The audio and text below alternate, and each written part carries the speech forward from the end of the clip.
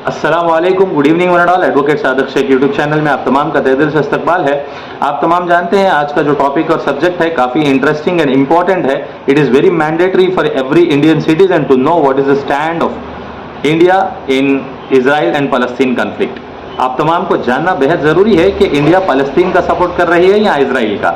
Video पूरे में जाने से पहले आपको एक मैं क्लिपिंग सुनाऊंगा जो हमारे इंडिया के प्राइम मिनिस्टर कर चुके हैं अटल बिहारी वाजपेयी जी। उन्होंने जो बीजेपी के हैं, अब जो अंधभक्त कुछ नाच रहे हैं कि अपनी इंडिया इजराइल के फेवर में है पूरी तरह, उनको जानना जरूरी है कि इनके ही प्राइम मिनिस्टर जो बीजेपी के आए हैं उनका स्टैंड क्या था फलस्तीन के सिलसिले में। पहली छोटी क्लिप देखिए, उसके बाद बड़ी क्लिप भी प्ले करूंगा। पहले ये 9 सेकंड की क्लिप आप लोग देख सकते हैं। की जिस जमीन पर इजराइल कब्जा करके बैठा है वो जमीन उसको खाली करना होगी। आप लोगों ने वेरी क्लियरली सुना है। मैं आगे भी 1 मिनट का वीडियो प्ले करूंगा। अटल बिहारी वाजपेयी जी कह रहे हैं कि फलस्तीन अरबों का है, इजराइल ने कब्जा किया। चलिए आगे चलते हैं वीडियो में कि कुछ अंधभक्त का ये कहना है कि इंडिया का स्टैंड पूरा इजराइल के साथ है, जो बिल्कुल गलत है। इंडिया पूरी तरह फलस्तीन के साथ थी, इजराइल के बर्बरेत और जुल्म के खिलाफ थी। अब अचानक मैं आपको बता दूं कि पीवी नरसिम्हा राव और अटल बिहारी वाजपेयी जी यानी 1990s के बाद जो स्टैंड बदला और 1998 से 2004 तक और 1996 में 1 महीने के लिए जो बीजेपी की हुकूमत थी, मैं आपको बताऊंगा कि किस तरह से इंडिया का स्टैंड बदलता आया। जो अब के मोदी है वो इजराइल भी जा चुके हैं और फलस्तीन भी विजिट कर चुके हैं। तो इंडिया कभी भी खुले तौर से नहीं कहा कि वो इजराइल के सपोर्ट में है या फलस्तीन के खिलाफ है, इसलिए कि न्यूट्रल पॉलिसी इख्तियार कर रही है। तो अब रही बात, आपको मैं फिर एक मरतबा ये जो अटल बिहारी वाजपेयी जी का पूरा वीडियो सुनाऊंगा। उससे पहले आपसे अपील और रिक्वेस्ट है कि मेरे यूट्यूब चैनल को ज़रूर सब्सक्राइब करें ताकि मैं आप तमाम के सामने इंपॉर्टेंट इन्फॉर्मेशन ला सकूं। वो इन्फॉर्मेशन जो सिर्फ यूट्यूब वीडियोस पर ही नहीं, गूगल पर ही नहीं, और कुछ किताबों का मुताला करके वो ऑथेंटिक किताबों से मैं आपको सोर्सेस के फैक्ट्स लाता हूं जो हर किसी को जानना बेहद ज़रूरी है। अब हम एक हिंदुस्तान शहरी होने के नाते ये मालूम होना तो ज़रूरी है। जो अंधभक्त हैं, जो इंटरनेशनल फॉरेन पॉलिसीज़ नहीं जानते, इंटरनेशनल पॉलिसीज़ नहीं जानते, UN रेजोल्यूशंस नहीं जानते या United Nations human right commission को नहीं जानते, ऐसे लोग भी बोल रहे हैं। तो अब आप ये जो अपने अटल बिहारी वाजपेयी जो प्राइम मिनिस्टर किए हैं उनका आप एक फुल वीडियो देख लीजिए जो क्या स्टैंड था जो बीजेपी के एक फॉर्मर प्राइम मिनिस्टर का और कैसे उनका स्टैंड बदला जो प्राइम मिनिस्टर बनने के बाद इंडिया का। तो वो ये वीडियो देखने के बाद आपको पता चल सकता है कि कितनी दोगली पॉलिसी इन्होंने इख्तियार की और किस तरह से मोदी आने के बाद भी फलस्तीन के मामले में इनका स्टैंड रहा है। तो आप लोग ये पूरा वीडियो वाजपेयी जी का देखिए, उसके बाद हम वीडियो में चलते हैं। जनता पार्टी की सरकार बन गई, वो अरबों का साथ नहीं देगी, इजराइल का साथ देगी। आदरणीय मोरारजी भाई इस स्थिति को स्पष्ट कर चुके हैं। गलतफहमी को दूर करने के लिए मैं कहना चाहता हूं कि हम हर एक प्रश्न को गुण और अवगुण के आधार पर देखेंगे, लेकिन मध्य पूर्व के बारे में यह स्थिति साफ है कि अरबों की जिस जमीन पर इजराइल कब्जा करके बैठा है वो जमीन उसको खाली करना होगी। आक्रमणकारी आक्रमण के फलों का उपभोग करे, यह हमें अपने संबंध में स्वीकार नहीं है। तो जो नियम हम पर लागू है वो औरों पर भी लागू होगा। अरबों की जमीन खाली होना चाहिए। जो फिलिस्तीन है, उनके फिलिस्तीनी हैं, उनके उचित अधिकारों की प्रस्थापना होना चाहिए। इजराइल के अस्तित्व को तो सोवियत रूस ने, अमेरिका ने भी स्वीकार किया है, हम भी स्वीकार कर चुके हैं। मध्य पूर्व का एक ऐसा हल निकालना पड़ेगा इसमें आक्रमण का परिमार्जन हो और स्थायी शांति का आधार बने। 8 में प्राइम मिनिस्टर बनने के बाद शायद चेंज हो गया उनका स्टैंड, वो अलग बात है। लेकिन आप तमाम को मैं बता दूं कि जो इंडिया का रिलेशनशिप रहा है फलस्तीन से वो भाई भाई की तरह है। इसलिए भाई भाई का तरह रिलेशनशिप मैं आपको बता रहा हूँ कि साइड में स्लाइड्स प्ले करूँगा, आप देख सकते हैं कि इंडिया 1947 में ब्रिटिश से लड़के जैसा हमने आज़ादी ली, उसके बाद पाकिस्तान डिवाइड हुआ रिलीजियस ग्राउंड्स पे, 2 नेशन थ्योरी पे। तो उसी तरह यही ब्रिटिशर्स बदमाशों ने, अब बदमाश कहूँ क्या कहूँ, गोरों की जो चाल ही ऐसी थी, कुछ गोरों की जो पॉलिसी थी उनकी कॉलोनियलिज्म की, तो इन्होंने ऐसे किया है कि फ़लस्तीन को भी डिवाइड कर दे के इसराइल को मौका दिया। ये बड़ी हिस्ट्री है, आप जानते हैं, कई सारे वीडियोस में देखा सुना होगा कि किस तरह से उन्होंने इसराइल जो ज्यूज़ का, यहूदियों का साथ लेके फर्स्ट वर्ल्ड वार में उनको प्रॉमिस करके इनको इसराइल स्टेट दिया, फ़लस्तीन में ज़बरदस्ती घुसा के, सिर्फ वो जेरूसलम का जो उनका एक मुक़द्दस जगह जो वॉल के पास ये लोग जाके प्रार्थना करते हैं उसको बताते हुए।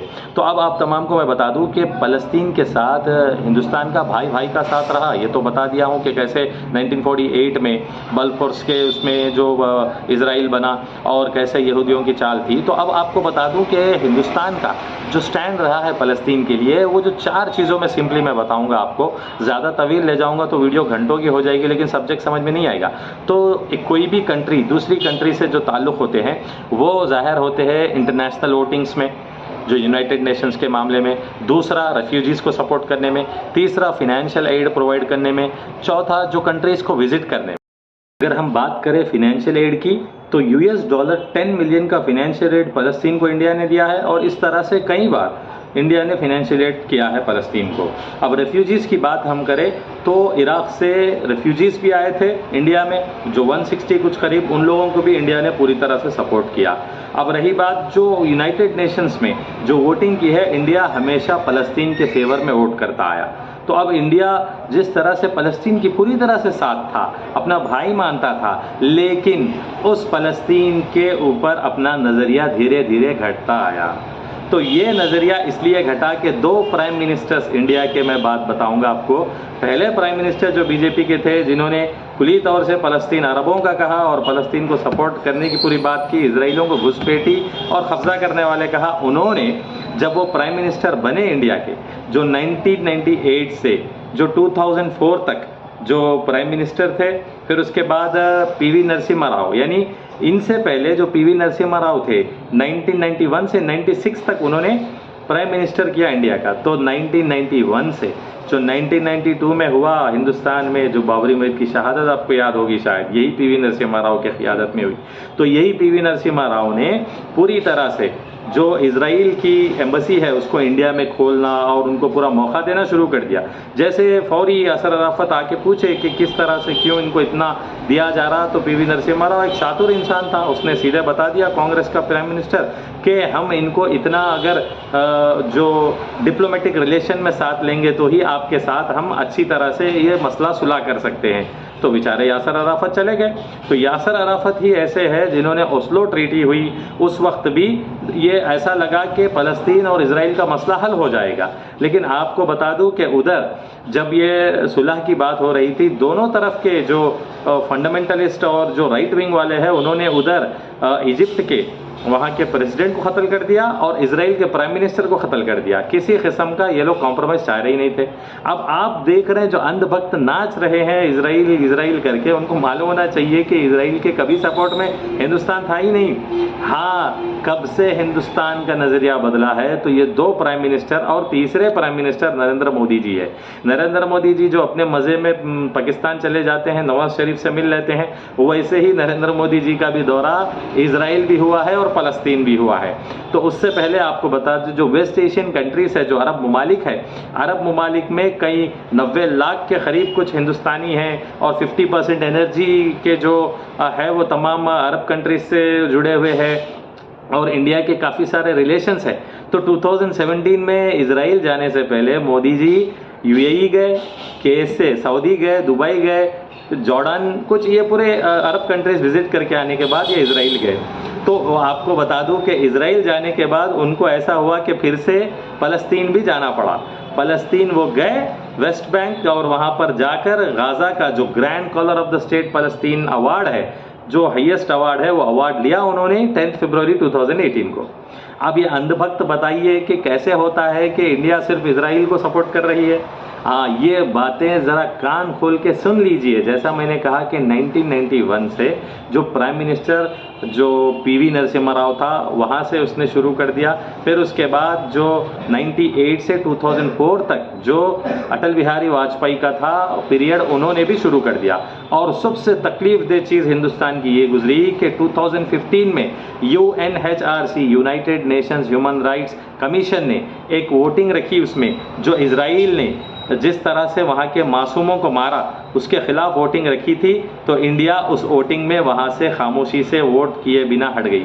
2300 मासूम बेकसूर बेगुनाह लोग मारे गए, जिनमें छोटे बच्चे भी हैं। तो ऐसी वोटिंग में 2015 में यानी बीजेपी हुकूमत में आने के बाद ऐसा काम अंजाम दिया गया। हालांकि हिंदुस्तान कभी ऐसा हरकत नहीं किए, तो बहुत बवाल मचा। जब अब ये जो गोदी मीडिया में आप देख रहे हैं इजराइल से ऐसे हो गया, इजराइल ने ब्रीफ कर दिया मोदी को, भाईजान आप यकीन मानिए कि फ़लस्तीन जैसे अरब कंट्री की है, अरब की जगह है, तो उसी तरह अरब कंट्रीज़, वेस्ट एशिया के जितने भी आपको कंट्रीज़ है, वो KSA लीजिए, आप UAE लीजिए, जॉर्डन लीजिए, सीरिया लीजिए और ईरान लीजिए, ये तमाम का जब स्टैंड एक लेके इजराइल के साथ, इंडिया कभी इन तमाम ममालिक के ख़िलाफ़ नहीं हो सकती।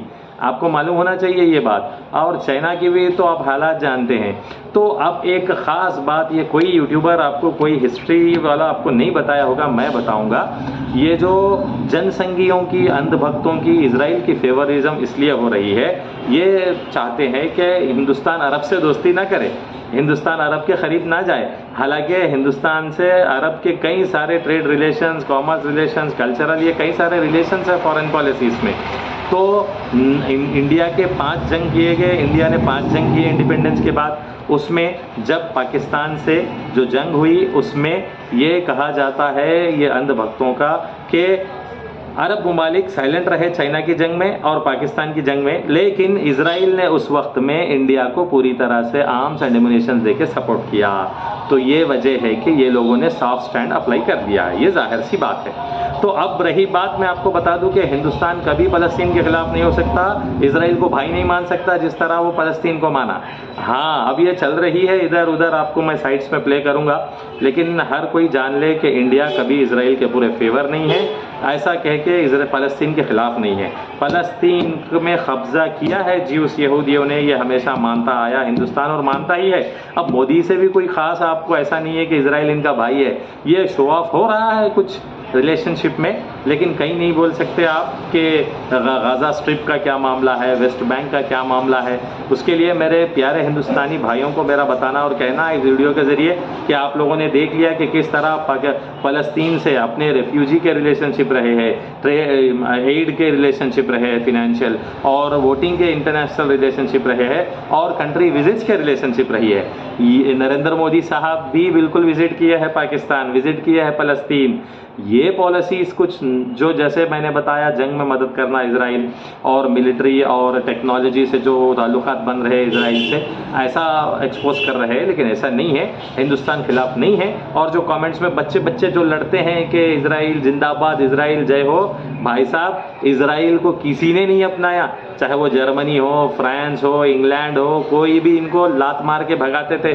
तो ये लोग साजिश करके, यहूदी साजिश से ये अरब की ज़मीन पे कब्ज़ा किए हैं, जेरूसलम को बता के। जेरूसलम आप जानते हैं कि तीनों के लिए अजीज़ बताया जाता है हिस्ट्री के हिसाब से, क्रिश्चियंस को, मुस्लिम्स को और ये ज्यूस को। ज्यूस जाते हैं वहाँ वॉल के सामने, और मुसलमानों की तीसरी मुक़द्दस जगह जो मस्जिद अक्सा जो है उसको बताया जाता है, और जो क्रिश्चियंस है वो मानते हैं कि ईसा अलैहिस्सलाम वहीं से होंगे। तो उसके लिए अब चलिए एक खुलासा मैंने दे दिया कि बिल्कुल ये नहीं है कि हिंदुस्तान इजराइल के पूरी तरह सपोर्ट में और फ़लस्तीन के ख़िलाफ़ न्यूट्रल स्टैंड भी मेंटेन नहीं कर पाएगी, इसलिए कि इंडिया की तारीख गुजर गई है महात्मा गांधी से, जवाहरलाल नेहरू से, इंदिरा गांधी से, कि किस तरह से राजीव गांधी से, PV नरसिम्हा राव भी थे ताईद में, हमारे वाजपेयी जी भी थे ताईद में, लेकिन अब बिल्कुल ये एक्सपोज किया जा रहा है कि इजराइल के पूरे फेवर में है, लेकिन नहीं हो सकता। जैसा कि आप जानते हैं ईरान और अमेरिका की जो जंग चल रही है, गड़बड़ के हिजबुल्लाह लेबनान की जो जंग चल रही है, अब ये लोग हमास के सपोर्ट में आए। अव्वल और आखिर एक बात मैं ज़रूर कहूँगा कि मैं बिल्कुल वायलेंस के ख़िलाफ़ हूँ, मैं बिल्कुल वायलेंस की तायद नहीं करता, चाहे वो हमास करे या इजराइल करे। अब हमास ने जो हमला किया उसके बाद इजराइल तो जालिम है, जालिम मासूम बच्चों को और औरतों को नहीं छोड़ रहा। अगर हमास वालों ने भी इजराइल के मासूम बच्चे और औरतों को किडनैप किया है तो ये जंग के उसूल नहीं है, ये वायलेशंस है, उनको वापस करना होगा। लेकिन हमास का छोड़िए, जो कब्जेदार घुसपैठी इजरायली है, हरामी यहूदी है, ये हरामी ज्यूज़ है, इनको मज़ा चखना पड़ेगा। ये कानून जो इंटरनेशनल कोर्ट ऑफ लॉ में ये हमेशा चोर और ये जालिम और हैवान साबित हुए हैं और साबित होते रहेंगे। और जो रही बात आगे चल के क्या होगा, मैं तो दुआ करता हूँ कि पीस ब्रोकअप हो वहाँ पर, ये जो इजराइल के हमले, हमास के हमलों से बचे और जो मुक़द्दस जगहें हैं उसकी हिफाजत हो और मासूमों की हिफाजत हो और इंसाफ हो गाज़ा स्ट्रिप के लोगों को और वेस्ट बैंक के लोगों को। इतने इलीगल सेटलमेंट्स की हुई है यूनाइटेड नेशंस के रेजोल्यूशंस के खिलाफ, ये सोवियत के खिलाफ, आप यकीन मानिए कि आप देखेंगे तो परेशान हो जाएंगे। तो उम्मीद है कि वहाँ के हालात सुधरे और जो लड़ते हैं अंजू पंजू, ये जो ABCD जो नहीं जानते फॉरेन पॉलिसी की या यूनाइटेड नेशंस रेजोल्यूशंस की या ह्यूमन राइट्स की, उनको चाहिए कि ये बहस रोक दे कि इंडिया पूरी तरह इजराइल के फेवर नहीं है या फ़लस्तीन के ख़िलाफ़ नहीं है, लेकिन बिल्कुल फ़लस्तीन भाई था हिंदुस्तान का और रहेगा। और जिस तरह से सपोर्ट फ़लस्तीन को है, ये यूरोपियन कंट्रीज़ का कुछ हम इजराइल को भी देख रहे हैं, लेकिन मसला ये किसको सपोर्ट किसके ख़िलाफ़ नहीं, ज़मीन अरबों की है, कब्ज़ेदार ये हरामी है, इनको हटाना है, ये हटेंगे इंशाअल्लाह अज़ीज़, लेकिन जो वायलेंस है हम उसके खिलाफ है। मैं आपका भाई एडवोकेट सादिक शेख, बिल्कुल मेरे YouTube चैनल को सब्सक्राइब करते जाइए। इस तरह मैं आपके सामने इंपॉर्टेंट अपडेट्स और फैक्ट्स लाता रहूँगा। ऐसे इंपॉर्टेंट फैक्ट्स जो YouTube वीडियोस और गूगल हिस्ट्री नहीं, बल्कि कई सारे हिस्टोरियंस की किताबों को टटोल के मैं आपके सामने फैक्ट्स लाया हूँ और लाता रहूँगा। जो एम्पावरमेंट, एनलाइटनमेंट, यूनिटी का काम है वो रहेगा। Thank you one and all, जय हिंद।